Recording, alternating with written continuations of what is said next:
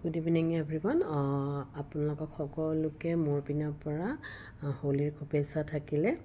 আপোনালোকে জানেনে হোলী ৱৰ্ডটো ক'ৰ পৰা আহিলে হোলী ৱৰ্ডটো একচুৱেলি হোলিকা পৰা আহিছে যোন এজন মানে লেডি আছিলে যোনে বৰ পাইছিলে যে তেখেতক কোনো জ্বলাব নোৱাৰে সেইকাৰণে প্ৰহ্লাদ এজন বিষ্ণু ভক্ত আছিলে তেখেত সৰুৰ পৰাই বিষ্ণুৰ নাম লৈ তেখেতে ডাঙৰ হ'ল যোনটো তেখেতৰ দেউতাকে মানে সহ্য কৰা নাছিলে তেখেতৰ দেউতাকৰ নাম হিৰণ্যকশিপুৰ আছিলে সহ্য কৰা নাছিলে তো সেইটো কাৰণে তেখেতে কি কৰিলে হোলিকাক মাতি লৈ আহিলে যে মোৰ ল'ৰাৰ লগত তই জুইত বহিব লাগিব তো সেইকাৰণে হোলিকাও অহংকাৰ আছিলে যিহেতু তেখেতে ভাবিছিলে যিহেতু মোক মাতিছে তো তেখেতটো সেয়া আছিলে ন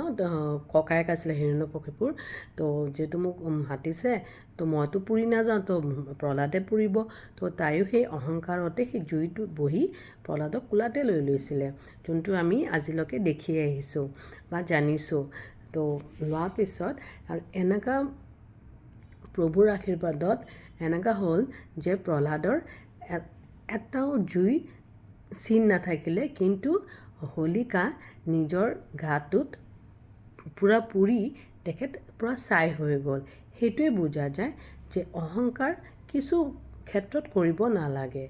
কেতিয়া কাৰ টাইম আহে কোনো ক'ব নোৱাৰে এতিয়া কিছুমানে যদি অহংকাৰ লৈ পেলাই যে মোৰ তাত ইমান টকা পইচা আছে বা দেখা শুনা অহংকাৰ